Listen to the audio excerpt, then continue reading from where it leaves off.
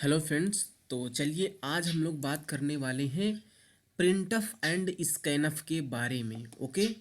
तो अभी पिछले वीडियो में आपने ये भी देखा था कि हमने प्रिंटफ और स्कैनफ को यूज़ किया था। थोड़ा सा हमने उसको एक्सप्लेन नहीं किया था और बोला था कि आपको वो चीज़ें अभी समझने की ज़रूरत नहीं थी, लेकिन है ना।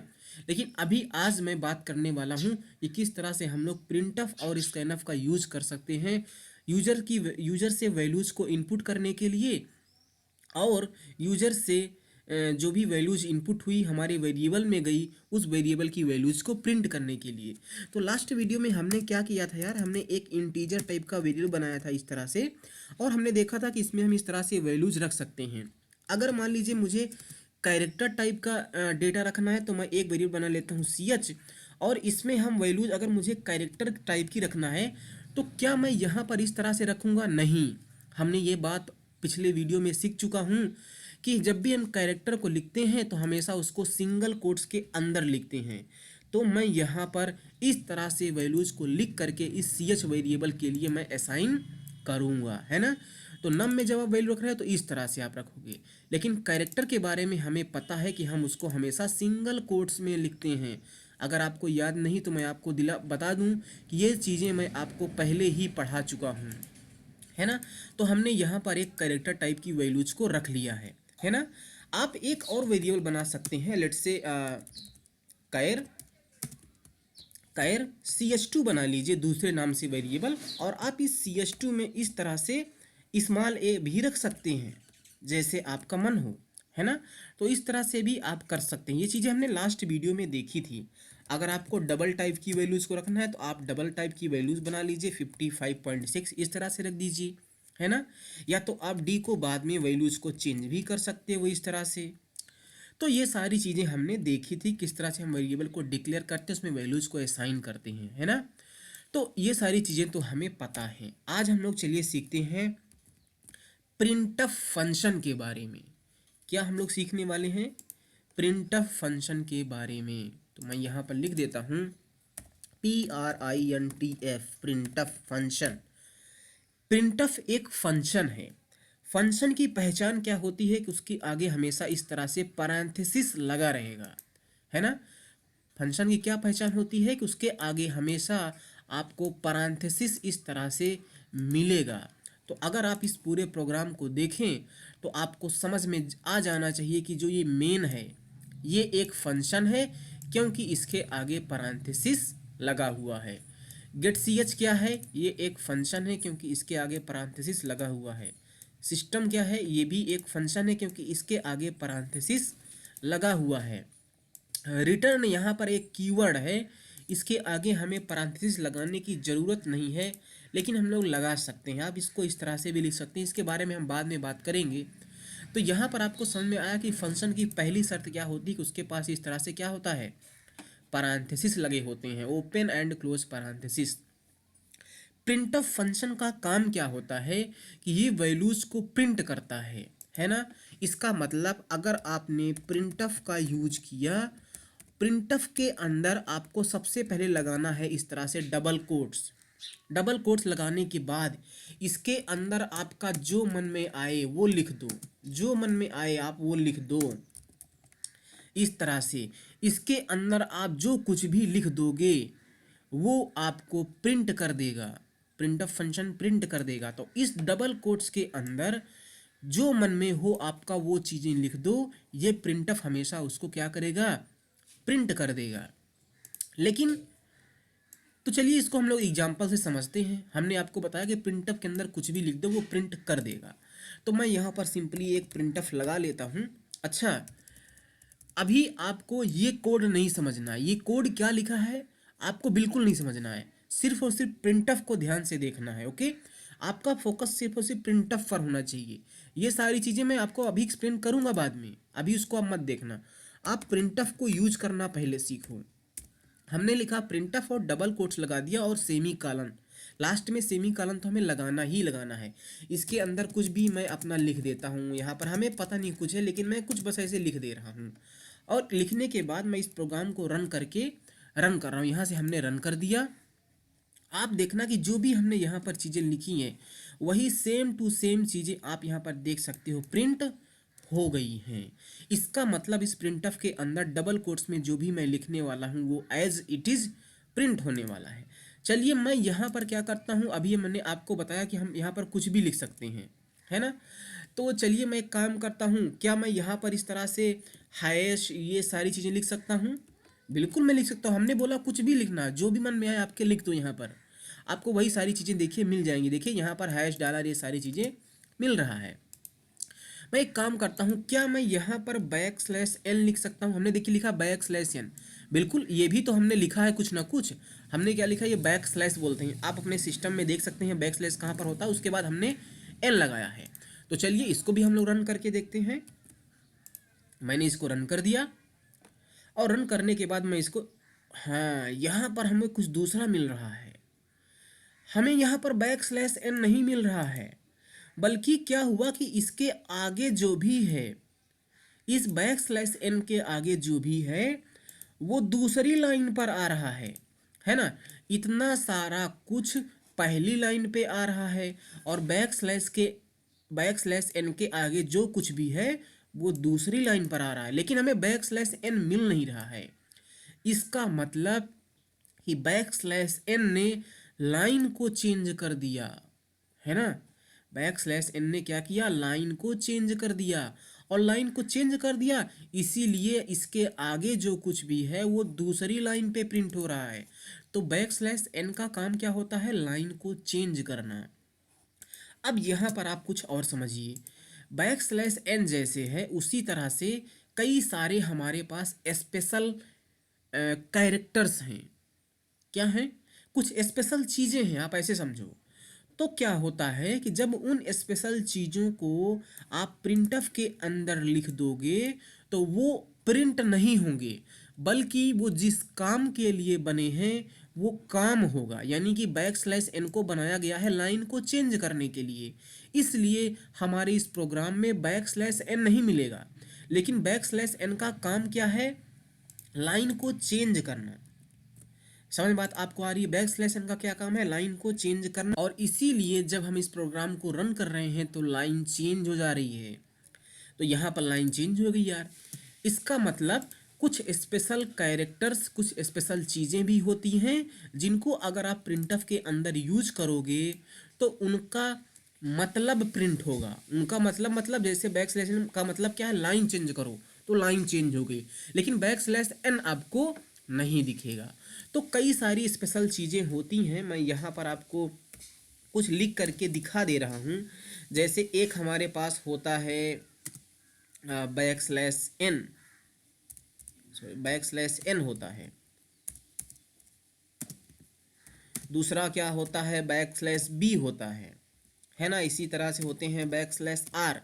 तो और भी कई सारी चीज़ें होती हैं जिनका मतलब मैं आपको आगे बताऊंगा। तो मेरे कहने का मतलब ये है कि जब आप स्पेशल कैरेक्टर को यूज करोगे प्रिंटफ के अंदर तो उनका मतलब रिजॉल्व होगा, उनका जो मीनिंग होगा वो रिजॉल्व होगा और उसका इफेक्ट आपके आउटपुट में मिलेगा, है ना। जैसे \n का मतलब क्या है, लाइन चेंज करो, तो उसका इफेक्ट हमारे आउटपुट पे आ रहा है। अगर मैं \n ना लिखता तो ये सारी चीज़ें एक ही लाइन में प्रिंट होती, है ना। अच्छा, और भी स्पेशल कुछ चीज़ें होती हैं, कुछ स्पेशल चीज़ें होती हैं। जैसे आपने कंट्रोल या फॉर्मेट स्पेसिफायर पढ़े थे, है ना, %C, %D, %F, %LF। अगर आप इनको भी यूज करोगे प्रिंटफ के अंदर तो ये एज इट इज़ प्रिंट नहीं होंगे, एज इट इज़ प्रिंट नहीं होंगे। चलिए मैं यूज करके दिखा देता हूँ। मैं यहाँ पर लिखता हूँ हाय मुनि सिंह, और उसके बाद मैं इस तरह से कुछ भी मैं लिख देता हूँ, %D मैं ऐसे लिख देता हूँ, है ना।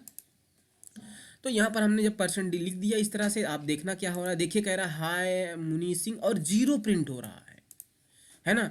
तो जो आपने %D लिखा, इस %D as it is print नहीं हो रहा है, बल्कि कुछ वैल्यू प्रिंट हो रही है जो कि 0 है यहाँ पर, है ना। और भी मैं एक काम करता हूँ, मैं यहाँ पर %C लिख देता हूँ, %F लिख देता हूँ, %LF लिख देता हूँ। जो भी हमने फॉर्मेट स्पेसिफायर पढ़े हैं, जो भी हमने फॉर्मेट स्पेसिफायर पढ़ा है, उन सारी चीज़ों को हम प्रिंटफ के अंदर इस तरह से %D, %C, %F, %LF लगा करके लिख देता हूँ। ओके। और लिखने के बाद मैं काम करता हूँ ना, मैं फिर से इस प्रोग्राम को रखूँ, चलिए देखते हैं होता क्या है ना। अच्छा, तो पहले ये 0 प्रिंट हो गया है, फिर %c के लिए कुछ भी प्रिंट नहीं हुआ है ना। नहीं तो मैं एक काम कर लेता हूँ, मुझे पता नहीं चल पा रहा है किसके लिए क्या प्रिंट है, तो मैं इसके बीच में ना एक इस तरह से हाइफन लगा लेता हूँ, है ना, क्योंकि हाइफन तो एज इट इज़ प्रिंट होगा, है ना। तो हमें पता चल जाएगा कि कौन से के लिए क्या प्रिंट हो रहा है ना। ये देखिए, तो %d के लिए 0 प्रिंट हुआ, %c के लिए कुछ भी प्रिंट नहीं हुआ, %f के लिए 0.00 और %lf के लिए भी इसी तरह से कुछ प्रिंट हो रहा है। तो ये कुछ ऐसे ही प्रिंट कर रहा है और मुझे पता नहीं है कि क्या प्रिंट हो रहा है। तो अभी अब आप इसको यूज करना सीखो, इनको हम किस तरह से यूज करते हैं। तो चलिए मैं एक काम करता हूँ, अब आप ध्यान रखना, जो ये कंट्रोल स्ट्रिंग यानी कि फॉर्मेट स्पेसिफायर हैं, हमने आपको पहले भी बताया था कि ये वैल्यूज को इनपुट करने के लिए और वैल्यूज को प्रिंट करने के काम आते हैं, है ना।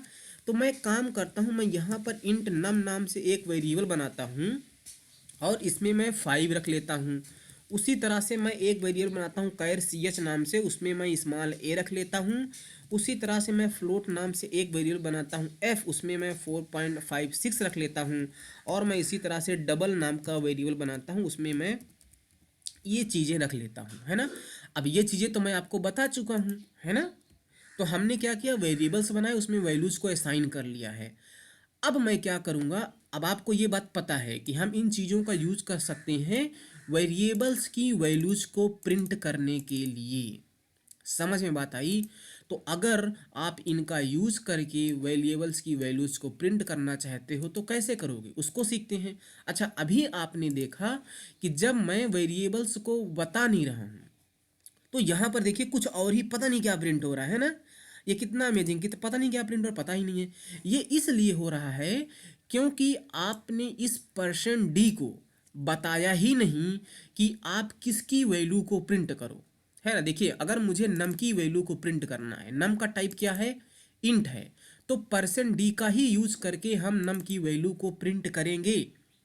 ये बात मैं पिछले वीडियो में, मतलब पिछले वीडियोस में बता चुका हूँ कि जिस टाइप की वैल्यू को हम प्रिंट करते हैं या इनपुट करते हैं, उसके करस्पॉन्डिंग जो फॉर्मेट स्पेसिफायर होता है हम उसी को यूज करते हैं। तो हमने बताया था कि इंट के लिए हमेशा हम %d को यूज करते हैं, कैर के लिए %c का, फ्लोट के लिए %f का, डबल के लिए %lf का यूज करते हैं। तो अभी हमने %d को बताया ही नहीं कि आप नम की वैल्यू को प्रिंट करो, %c को हमने बताया ही नहीं कि आप इस ch की वैल्यू को प्रिंट करो, इस %f को हमने ये नहीं बताया कि आप f की वैल्यू को प्रिंट करो, और इसको हमने नहीं बताया कि आप d की वैल्यू को प्रिंट करो। इसीलिए वो कुछ गार्बेज वैल्यूज को प्रिंट कर रहे हैं। गार्बेज वैल्यू मतलब कुछ रैंडम वैल्यू। तो यार यहाँ पर हमने देखा कि मुझे %d को बताना पड़ेगा कि आपको नम वेरिएबल की वैल्यू को प्रिंट करना है। तो उसके लिए आपको क्या करना पड़ता है कि जो कुछ भी आपने यहाँ पर क्या किया है, डबल कोट्स में लिखा है, तो आप क्या करो, इस डबल कोट्स के इंड होते ही कामा लगाओ। क्या करना है, कामा लगाना है। और कामा लगाने के बाद आपको उस वेरिएबल का नाम लिखना है जिसकी वैल्यू आप प्रिंट कराना चाहते हो। तो मुझे नम की वैल्यू को प्रिंट करना है, तो मैंने लिख दिया यहाँ पर नम, है ना। नम जैसे ही हमने लिखा और मैं इसको रन कर देता हूँ, तो यहाँ पर आप देखो कि %d ने नम की वैल्यू जो कि 5 है उसको यहाँ पर प्रिंट किया है ना। तो तो %d ने नम की वैल्यू जो 5 है उसको यहाँ पर प्रिंट किया है। आप देख सकते हो यहाँ 5 प्रिंट है, लेकिन अभी भी %c को तो हमने बताया नहीं ना कि आप ch की वैल्यू को प्रिंट करो, तो उसको भी मुझे बताना पड़ेगा। तो पहले आप ना थोड़ा सा एक रूल सुनो। अभी मैं एक काम करता हूँ ना कि मैं ये चीज़ें हटा देता हूँ। ओके, हमने यहाँ पर सिर्फ कंट्रोल फॉर्मेट स्पेसिफायर लिखा है। तो अब ध्यान रखना कि जो वेरिएबल आप यहाँ मेंशन कर रहे हो, ये वेरिएबल पहले वाले फॉर्मेट स्पेसिफायर के लिए माना जाएगा। इस तरह से इसकी मैपिंग होगी। फिर आप कामा लगाइए और ch लिखिए। तो ये ch की वैल्यू कौन प्रिंट करेगा, %c प्रिंट करेगा, क्योंकि दूसरे नंबर पर ये है, तो इसकी मैपिंग सी एच के साथ में होगी। तो कंट्रोल स्ट्रिंग जिस तरह से आपने लिखा है उसी आर्डर में वेरिएबल की मैचिंग भी होगी। फिर मुझे एफ की वैल्यू को प्रिंट करना, एफ की वैल्यू कौन प्रिंट करेगा? परसेंट एफ प्रिंट करेगा। और डी की वैल्यू को कौन प्रिंट करेगा? परसेंट एल एफ प्रिंट करेगा। तो जिस आर्डर में आपने कंट्रोल फॉर्मेट स्पेसिफायर को लिखा है उसी आर्डर में वेरिएबल्स को ध्यान रखते हुए लिखना है। अगर आपने यहाँ पर सी एच प्रिंट लिख दिया तो सी एच की वैल्यू परसेंट डी प्रिंट कराने की कोशिश करेगा। सी एच जो है वो किस टाइप का है? कैरेक्टर टाइप का है। तो कैरेक्टर के लिए तो हम लोग परसेंट सी यूज करते हैं, परसेंट डी यूज नहीं करते। तो जब परसेंट डी सी एच की वैल्यू यानी कि कैरेक्टर टाइप की वैल्यू को प्रिंट करने की कोशिश करेगा तो वो कुछ और ही प्रिंट कर देगा। तो आपको ये बात ध्यान रखना है कि हमेशा उसी आर्डर में लिखना। आप नम की वैल्यू परसेंट डी के द्वारा प्रिंट कराएंगे तो आप ऐसा ही लिखें, है ना। और मैं आपको यहाँ पर थोड़ा सा और चीज़ें समझा देता हूँ। इस तरह से मैं इसको ऐसे कर देता हूँ तो यहाँ पर ना मैपिंग हो रही है। कैसे मैपिंग हो रही है? परसेंट डी की मैपिंग होगी नम के साथ में, सी की मैपिंग होगी सी एच के साथ में, एफ की मैपिंग होगी इस एफ के साथ में और एल एफ की मैपिंग होगी डी के साथ में। अच्छा, जरूरी नहीं है कि आप पहले परसेंट डी को ही प्रिंट करो, नहीं। मैं आपको बताता हूँ, आप यहाँ पर परसेंट सी कर लो, यहाँ पर परसेंट डी करो, लेकिन ध्यान रखना है कि उसके बाद सी एच यहाँ पर करना पड़ेगा और नम को यहाँ पर करना पड़ेगा। तो वही चीज़ आपको करना है। अब आपको आई होप कि समझ में आ गया होगा कि करना क्या है। मैं इस प्रोग्राम को फिर से एक बार रन कर देता हूँ। अब हमने 2 बार प्रिंटफ लगाया है। मैं यहाँ पर क्या काम करता हूँ? लाइन चेंज कर देता हूँ। ये अभी अभी हम लोग देख चुके हैं कि बैकस्लैश n क्या करेगा? लाइन को चेंज करता है।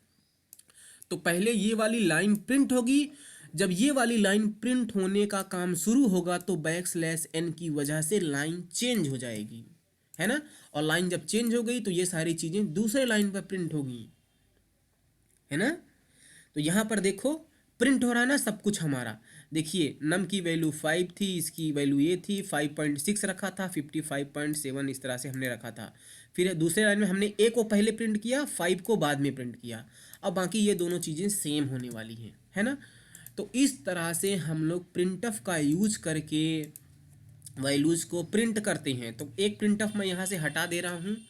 अच्छा, मान लीजिए हमको मैं यहाँ पर लिखूँ VALUE value of num equal to percent D. तो ये तो एज इट इज़ प्रिंट होने वाला है और इक्वल टू के आगे डी की जो वैल्यू होगी, नम की जो वैल्यू होगी वो प्रिंट हो जाएगी परसेंट डी की वजह से, है ना। देखिए ये कितना अच्छा है, ये देखने में थोड़ा और अच्छा लगेगा आपको।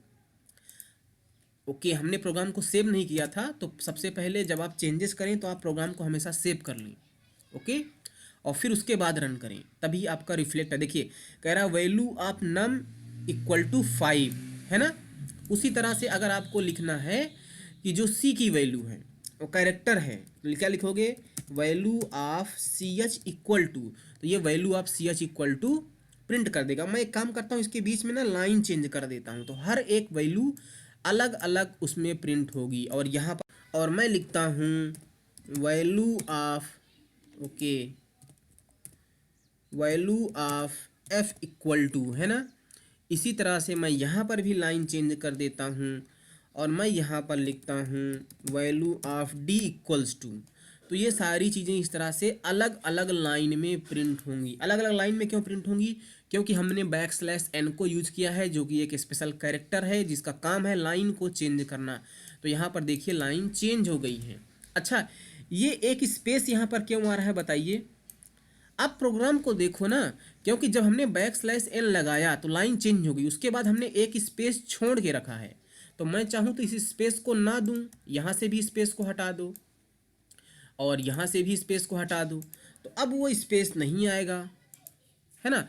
तो जैसा भी प्रिंटफ के अंदर आप लिखोगे वो एज इट इज़ प्रिंट होगा। बस कुछ स्पेशल चीज़ें हैं जिनका मतलब आपको प्रिंट होगा, वो एज इट इज चीज़ें प्रिंट नहीं होंगी। तो स्पेशल कैरेक्टर क्या क्या हैं? कुछ ये वाले कैरेक्टर हैं जिनको हम बाद में देखेंगे, और format specifier percent D, percent C, %f and %lf। तो हमने इन फॉर्मेट स्पेसिफायर का यूज किया वैल्यूज को प्रिंट करने के लिए। तो इस तरह से आप ध्यान रखना, है ना। अच्छा, जरूरी है क्या कि आप हर एक वैल्यू को एक ही प्रिंटफ के अंदर प्रिंट करो? नहीं, बिल्कुल नहीं है। आप कई सारे प्रिंटफ लगा सकते हो अपने प्रोग्राम में। आप ऐसे प्रिंटफ लगाओ, यहाँ पर सेमीकोलन लगा दो, और मैं एक काम कर लेता हूँ, वैल्यू आप % इसको कॉपी में कर लेता हूँ, और इसको मैं कॉपी करता हूँ। कॉपी करने के बाद इसको मैं डबल कोट्स के अंदर पेस्ट कर दूंगा, और यहाँ पर मैं नम रख दूंगा। तो पहला ये क्या करेगा, ये क्या करेगा, ये नम की वैल्यू को प्रिंट करेगा। उसी तरह से मैं एक और प्रिंटफ लगा देता हूँ, और प्रिंटफ लगाने से पहले लाइन चेंज कर देता हूँ ताकि दूसरी लाइन में प्रिंट हो। और यहाँ पर वैल्यू आप सी ऐसे में कर सकता हूँ, ऐसे, और यहाँ पर कामा लगा के CH की वैल्यू को प्रिंट करो, है ना। तो इस तरह से आप एक एक वैल्यू भी प्रिंट कर सकते हो। और ज़रूरी नहीं कि आप प्रिंटफ का यूज़ वैल्यूज़ को प्रिंट करने के लिए लिखो, आप सिंपल मैसेज देने के लिए भी line change the value in the variables are, उसके बाद लाइन चेंज, है ना। ये वाला क्या करेगा, ये वाला सिंपल एक मैसेज देगा। क्या मैसेज देगा, the value in the variable are. Okay, इस तरह से मैसेज देगा, और फिर इस मैसेज के नीचे से हमारी ये वाली लाइनें प्रिंट होना चालू हो जाएंगी, है ना, है ना। इसको भी मैं रन करके दिखा देता हूँ आपको। चाय ठंडी हो गई। यहाँ पर देखिए, the value in the variables are print है, और उसके बाद वो वेरिएबल्स की वैल्यू प्रिंट है। तो जो दो वेरिएबल हमने अलग अलग प्रिंटफ में किए थे वो है, और ये वाली वैल्यू यहीं से प्रिंट होगी क्योंकि हमने लाइन ही चेंज किया है। देखिए, जब ये वाली लाइन चेंज हो गई तो ये वाली चली, ये वाली चली, और उसके बाद लाइन चेंज नहीं हुई, है ना। इस लाइन को प्रिंट करने के लिए पहले लाइन चेंज होगी, तब ये वाली वैल्यूज इस तरह से प्रिंट होगी। फिर लाइन चेंज नहीं हुई तो मैं यहाँ पर भी लाइन चेंज कर देता हूँ। तो अभी आप देखना, हमने टोटल 4 प्रिंटफ लगाए हैं, तो हमें 4 लाइन मिलने वाली है। 4 ही प्रिंटफ लगाए हैं, हाँ, प्रिंटफ तो 4 लगाए हैं, लेकिन हमने यहाँ पर लाइन चेंज कर दिया था। तो देखिए, इसलिए कई सारी लाइन मिलेंगी, है ना, क्योंकि हमने यहाँ पर लाइन चेंज किया है ना। तो एक लाइन ये हो गई, दूसरी लाइन ये हो गई, तीसरी, चौथी, यानी कि टोटल हमें 7 लाइन मिलनी चाहिए। 4 लाइन लास्ट वाले प्रिंटफ की वजह से, और 3 लाइन पहले वाले 3 प्रिंटफ की वजह से। देखिए, ये है, और पहला वाला ये देखिए वैल्यू प्रिंट हो रहा है, उसके बाद ये चारों वैल्यू प्रिंट हो रही है लास्ट वाले प्रिंटफ की वजह से, है ना। तो आई होप कि आपको ये समझ में आया हो कि प्रिंटफ का यूज किस तरह से करना है। तो अगर आप प्रिंटफ को और अच्छी तरह से सीखना चाहते हो तो आप एक इस तरह से प्रोग्राम लिखो। यहाँ पर जो चीज़ें हमने लिखी हैं, ये वाली चीज़ें और नीचे की 3 लाइनें, इसको समझने की ज़रूरत आपको नहीं है ना। आपको क्या करना है कि इतनी सारी चीज़ें सेम टू सेम लिख लेना है, और ये वाली 3 लाइन और ये नीचे की 3 लाइनें, और उसके मिडिल में आपको इस तरह से वेरिएबल्स बनाने हैं। वेरिएबल्स में वैल्यूज़ को इनिशियलाइज करना है, और तरह तरह से आपको एक सिंपल मैसेज इस तरह से प्रिंट कर करके देखना है। तो वेरिएबल की वैल्यूज़ को प्रिंट करना सीखना चाहिए आपको। और आपको अगर कुछ मैसेज देना है तो भी, तो प्रिंटफ का यूज़ हम लोग यूज़ कर सकते हैं, प्रिंटफ का वैल्यूज़ को प्रिंट करने के लिए या सिंपल कोई मैसेज देने के लिए, है ना। सिर्फ ये मत सोचना कि हम लोग प्रिंटफ का यूज़ करते हैं वैल्यूज़ को प्रिंट करने के लिए, नहीं। अगर हमें कुछ नॉर्मल मैसेज भी देना होता है तो हम लोग प्रिंटफ का यूज़ कर सकते हैं, है ना। और हमें ये भी बात पता चली कि अगर हम कोई स्पेशल कैरेक्टर यूज़ करते हैं प्रिंटफ के अंदर, तो वो स्पेशल कैरेक्टर प्रिंट नहीं होते हैं, बल्कि उनका जो मतलब होता है, जो मीनिंग, जिस काम के लिए वो बने हैं, वो उनका इफेक्ट हमारे आउटपुट में मिलता है ना। तो यहाँ पर हमने \n को भी सीखा है। तो आई होप कि आपको ये सारी चीज़ समझ में आई होंगी। अपने अगले वीडियो में हम लोग स्कैनफ को सीखेंगे। प्रिंटफ क्या है, एक फंक्शन है, स्कैनफ भी एक फंक्शन है। स्कैनफ का हम लोग यूज़ करते हैं सिर्फ और सिर्फ यूज़र से डेटा को इनपुट करा करके वेरिएबल्स में रखने के लिए, है ना। तो मिलते हैं आपको अपने अगले वीडियो में। Thank you so much.